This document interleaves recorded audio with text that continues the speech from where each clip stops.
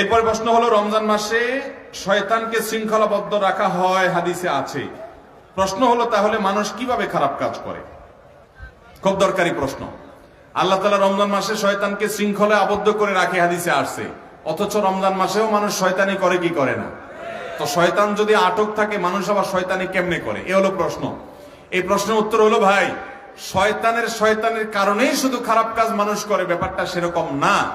আল্লাহ তাআলা কোরআনে কারিমে বলেছেন সূরা ইউসুফের মধ্যে, ইন্নান নাফসা লাআম্মারাতুম বিসসু, নিশ্চয় মানুষের ভেতরে যে প্রবৃত্তি আছে, এই প্রবৃত্তি মানুষকে খারাপ কাজের দিকে নির্দেশ করে। অতএব শুধু শয়তানই আপনাকে শয়তানি করতে বলে তা নয়, আপনার ভেতরকার মন বা প্রবৃত্তি যে আছে, সেও আপনাকে খারাপের দিকে তাড়িত করে। আর দ্বিতীয়ত, একটা ফ্যানের সুইচ বন্ধ করার পরও কিছুক্ষণ ঘুরে শয়তান রমজানের আগে যে ডোজগুলা দিয়ে গেছে, ওই ডোজগুলা আরো কিছুদিন অ্যাক্টিভ থাকে। তো যার কারণে অনেক লোক শয়তানি থেকে বাঁচতে পারে না।